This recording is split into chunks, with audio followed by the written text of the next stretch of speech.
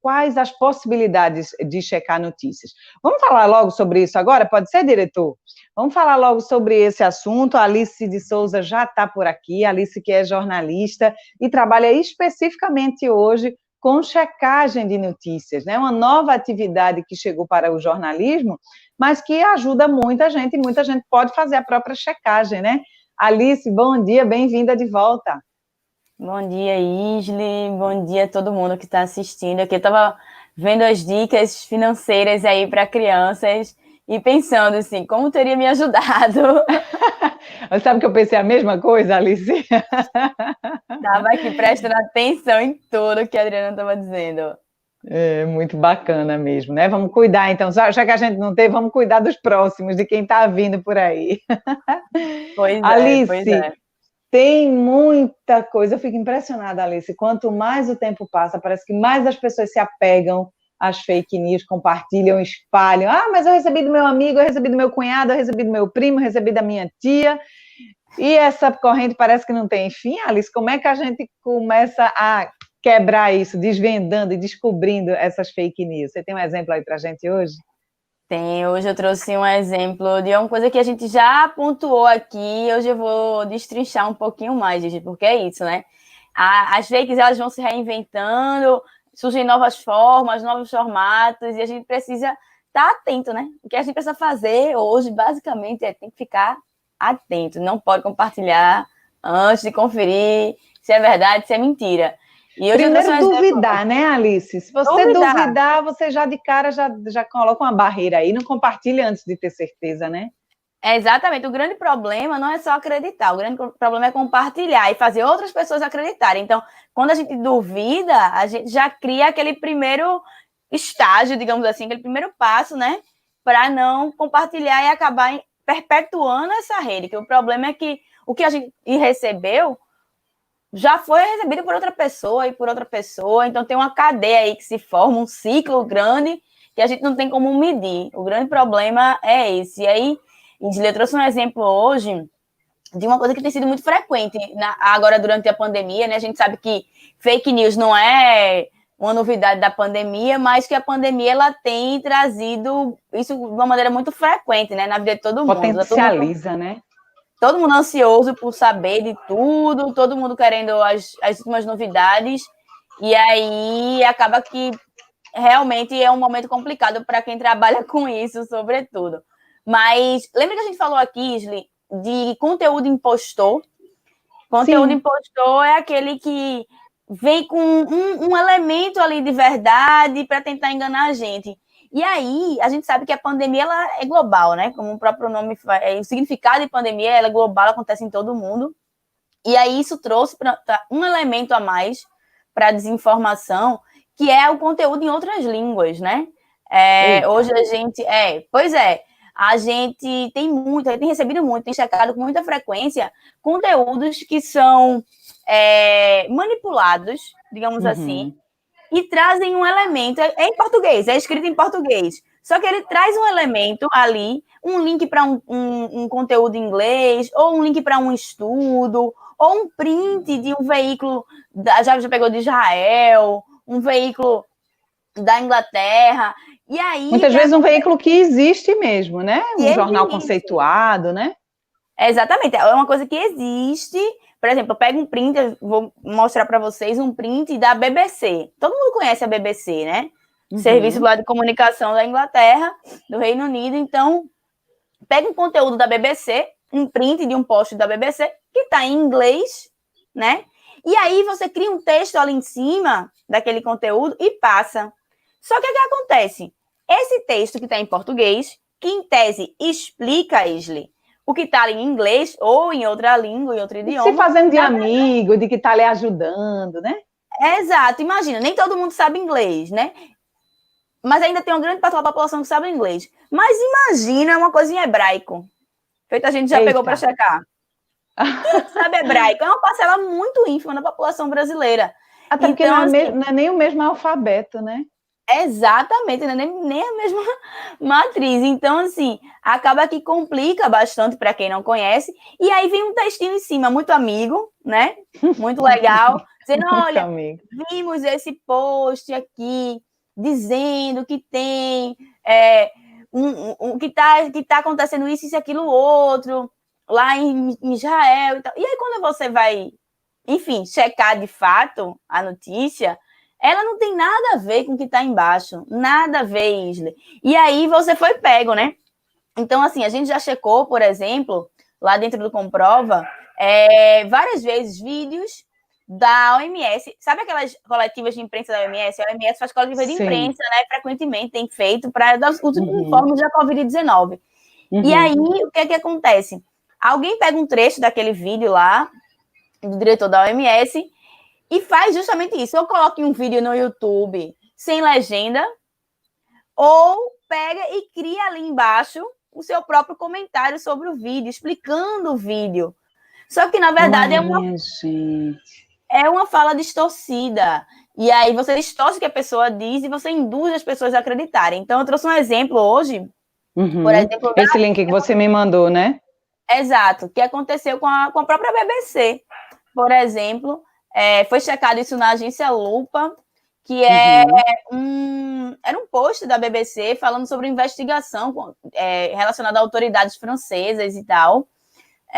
E aí, a checagem, enfim, a desinformação que chegou para a gente dizia que autoridades francesas estavam sendo investigadas por proibir o uso da hidroxicloroquina. Eita! Pois é. Essa é a checagem da Lupa.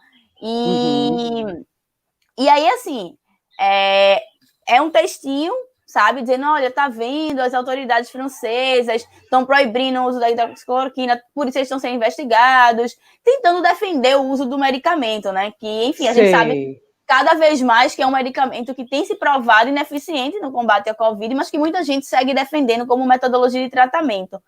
E aí, eu queria entender qual é a paixão que as pessoas têm com esse remédio, rapaz. Eu não consegui entender isso ainda. Pois é. Se o milagre fosse assim tão fácil, né, Isley? Não é? Meu Deus do céu. E aí, você pode ver, por exemplo, tem um print da BBC. E aí ele fala, né? A PGR francesa acusará o ministério e tal por proibir o uso da hidroxicloroquina. E ele coloca hidroxicloroquina em caixa alta, proibir em caixa alta, milhares de mortes em caixa alta, que também é um indício de notícia falsa para você se impactar, né, com aquela informação. E embaixo traz um print da BBC. Que não diz nada com nada. Que não diz nada disso. De fato, há uma investigação aberta contra autoridades francesas que tem relação com a Covid-19, com a pandemia, mas que não fala em nenhum momento de hidroxicloroquina, de proibição de uso de medicamentos. Na verdade, é uma investigação para investigar a conduta da gestão do dinheiro como um todo. Então, a gente sabe que tem muita gente sendo investigada agora durante a pandemia por contratos exorbitantes, né? E mau uso de dinheiro público e etc., em vários lugares do mundo, aqui no Brasil também. E as autoridades francesas estão sendo investigadas por isso, por não ter tido uma conduta adequada com relação ao uso mesmo do dinheiro para tomada de decisão, de uma maneira geral, na hora de lidar com a pandemia. Não fala em nenhum momento que eles proibiram o uso de hidroxicloroquina, por isso eles estão sendo investigados ou punidos. Só que, veja... meu Deus... Tem a logo da BBC, é um print da BBC. Se você for procurar na página da BBC, você vai encontrar esse print, o que dá tudo um caráter de realidade para a história, né? Olha só. E usaram duas coisas aí, além do print, usaram também a investigação que existe, mas não é sobre isso, né? Então eles pegaram a parte verdadeira para falar sobre uma coisa falsa, né? Exatamente. E aí, se você não souber inglês, por exemplo, você não vai ter como abrir e ler esse texto e ver o que de fato está dito ali, né? Então, é uma forma de enganar. Hoje em dia também tem acontecido muito isso com aqueles chamados pré-prints. Eu não sei se todo mundo sabe o que é isso. Pré-prints são estudos que são estudos realmente feitos por cientistas, investigadores, mas que eles ainda não passaram por revisão de pares, que eles chamam. Um estudo, quando ele é submetido a uma revista internacional, científica... Estudo científico, você fala. Exato, estudo científico, assim. Por exemplo, um estudo para testar se tal medicamento funciona para combate à Covid-19. Tem vários estudos sendo feitos com vários medicamentos. Então, alguns resultados, eles são publicados em formato de pré-print. O que é isso? É como a gente está numa pandemia e tudo acontece muito rápido, os cientistas estão correndo muito. Geralmente, quando você faz um estudo acadêmico, que você vai publicar, demora muito tempo, porque você precisa mandar aquele texto, outros cientistas da área precisam ler e, digamos, validar aquele conhecimento ali. Então, não é simplesmente, fulano disse, eu vou publicar e isso é verdade, né? Exatamente, não é simplesmente assim, porque tem um rigor, né, da ciência, de toda a metodologia científica aí por trás. Então, o que acontece? Porque isso vai interferir na vida das pessoas, né? Os médicos vão seguir aquele padrão, aquela conduta, o medicamento, ou seja, isso pode interferir gravemente na vida das pessoas, essa coisa séria, né? Exatamente, tem repercussões muito graves. Então, outros cientistas, eles também são responsáveis por, digamos, validar aquele conhecimento. Só que o que acontece? Durante a pandemia, tudo está muito acelerado, né? Então, tem sido publicado muito pré-print, que lá no site da revista acadêmica tem dizendo que é um pré-print, que é um estudo que foi feito de fato, mas que ainda não foi revisado pelos pares, que ainda está aguardando essa revisão. Mas que está sendo publicado, porque nesse momento todo conhecimento ele é válido, né, Isley? Sim. E aí o que acontece? Muita gente se aproveita disso, pega esses estudos para dizer que tem validade e tal. Muitos desses estudos são publicados em inglês. É um estudo científico, então não é toda pessoa que sabe inglês, inclusive, que consegue ler determinados estudos da área de saúde, tem termos muito específicos, e pegam isso aí e colocam como verdade absoluta. Aí dá 15 dias, um mês, aí você vê que aquele estudo ele perdeu a validade. Mas ele continua repercutindo, porque na internet ele vai continuar repercutindo, e você traduz uma parte para o português, ou até cria ali em cima.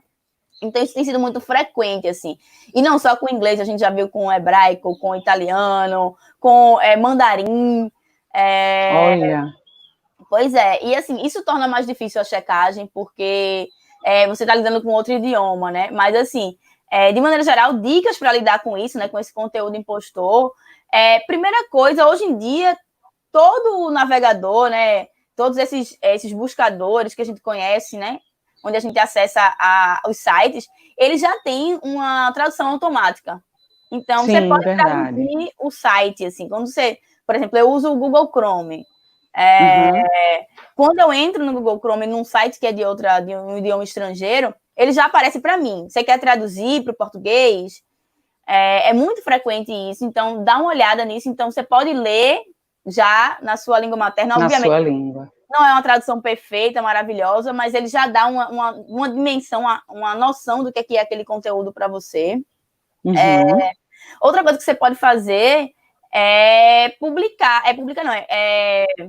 Como é que se diz? Mandar para alguém que você sabe que conhece aquele idioma e perguntar àquela pessoa: olha, eu vi isso aqui.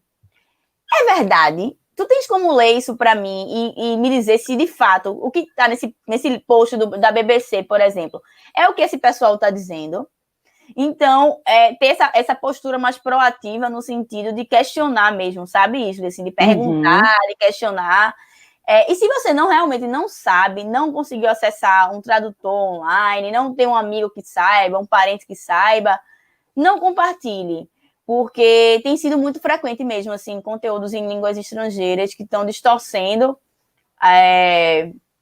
vários conteúdos da Covid-19, né? A gente sabe que a pandemia começou na China, hoje os Estados Unidos têm uma grande quantidade de casos, a Itália já teve com um grande pico de casos, então tem muito conteúdo, de fato, produzido sobre Covid-19 em outros idiomas.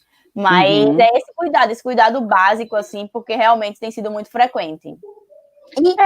O básico, né, Alice? Na dúvida, não compartilha. Ponto final. Exato. Né? E tem uma coisa que é muito curiosa. Por que é usado coisa em outro idioma, Isley? Que é a coisa da credibilidade, né? O que é que quem faz desinformação precisa? Que você confie nela. E a gente, né, tem muito isso, assim, quando alguma coisa está em outro idioma, a gente geralmente acha chique, a gente acha importante, a gente dá o valor, né? A gente dá esse valor a tudo que é feito fora do português, fora do Brasil.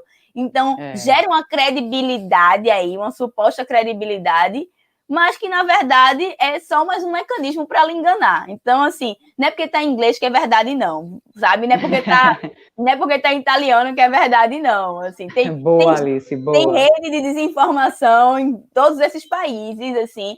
Inclusive, tem uma aliança, Isli, que se chama Coronavirus Facts Alliance, que tem, enfim, em inglês essa aliança, mas ela já tem uma versão em espanhol, que se chama Latam Chequeia, e ela já tem uma versão em português, que se chama Corona Verificado, que está lá na página da própria agência Lupa, que é uma aliança de 70, 80 veículos de checagem, de agências de checagem, de várias partes do mundo, que estão checando conteúdo sobre coronavírus.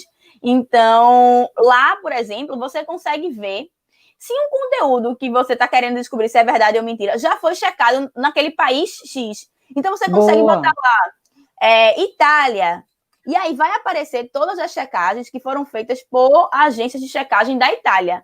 Então, se foi desinformação lá, você consegue já ver aqui se aquilo é verdade ou não. E também é uma forma, né? É uma forma da dica. Certificar. Isso então, é especificamente sobre o coronavírus, né? Sobre o coronavírus, assim, que é o que tem bombado. Ou agora a gente já está se aproximando de um período meio que pré-eleitoral, né? Então tem começado também muito conteúdo. Posso falar sobre isso essa próxima semana.